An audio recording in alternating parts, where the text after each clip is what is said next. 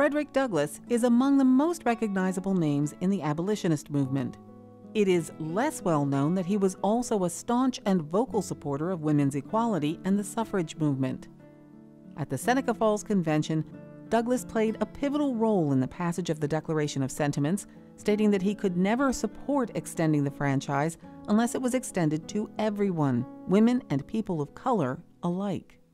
Douglass's Rochester-based newspaper, The North Star, published a widely read editorial in the wake of the Seneca Falls Convention, voicing his support for the cause.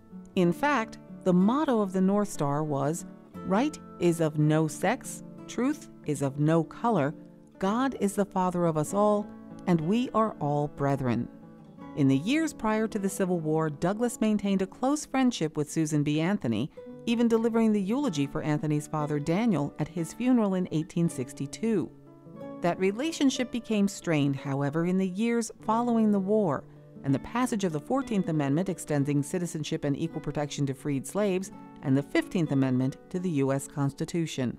Douglass supported both. Susan B. Anthony and Elizabeth Cady Stanton refused to support the 15th Amendment as it extended the franchise to African Americans, but not to women. Douglass's position was nuanced, that extending the franchise to former slaves was a basic first step, and that women of color would be able to exert their opinions in the same way that white women had, by influencing their brothers and husbands until they too would gain the right to vote.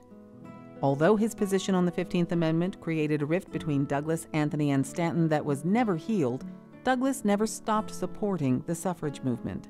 The last public appearance made by Douglass, on the day of his death in 1895, was to attend a meeting of the National Council of Women in Washington, D.C., where he was given a standing ovation.